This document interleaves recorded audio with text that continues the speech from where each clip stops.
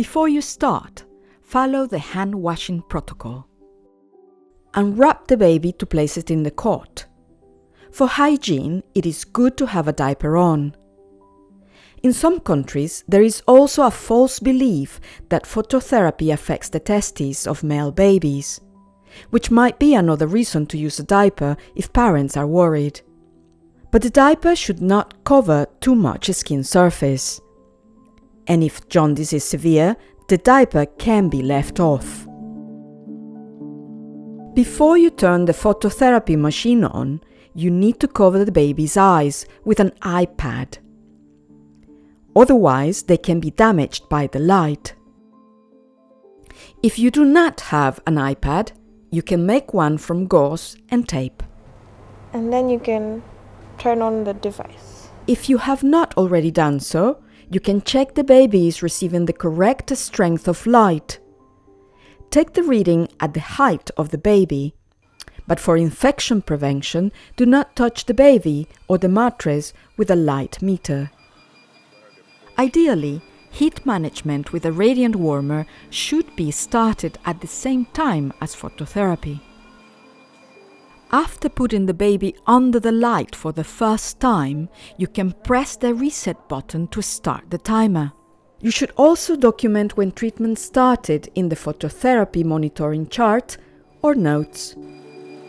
Normally, a full-term baby will need to spend at least 24 hours under phototherapy, and a preterm baby will need longer, sometimes as much as a week.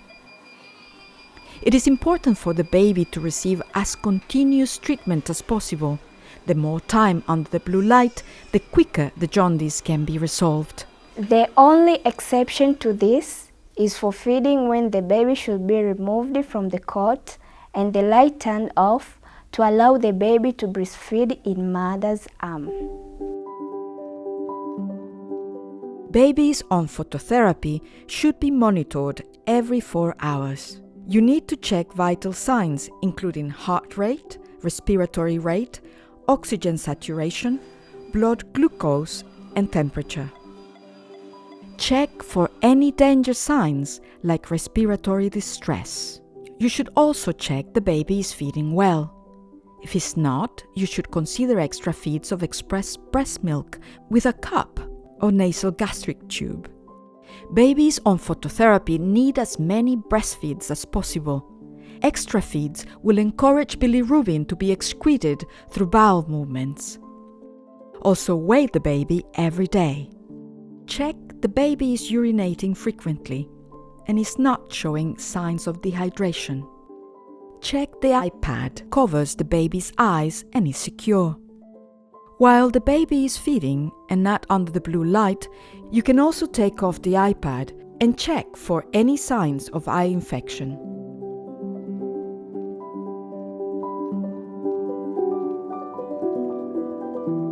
Apart from all these checks to look after the baby, you need to regularly assess whether the phototherapy treatment is actually working and adjust it if so required. Every 4 hours, turn off the blue lights and turn on the examination light, or use another source of white light and assess whether the jaundice is improving. If available, get a daily blood test, as this is the most accurate way to assess bilirubin levels after phototherapy has started. If the bilirubin levels are increasing, then check the light meter to make sure that the baby is receiving sufficient light. This baby is receiving the recommended dose of light for intensive treatment. The intensity of the light should be from 25 to 35 microwatts per square centimeter per nanometer to be in the therapeutic range. If you find that it's lower than that, then you can either increase the settings on the machine or lower the lights. If phototherapy is working slowly, another thing to do is to make sure there is a white sheet on the mattress to reflect as much light as possible. This does make a difference. If you change treatment settings, record it in the notes.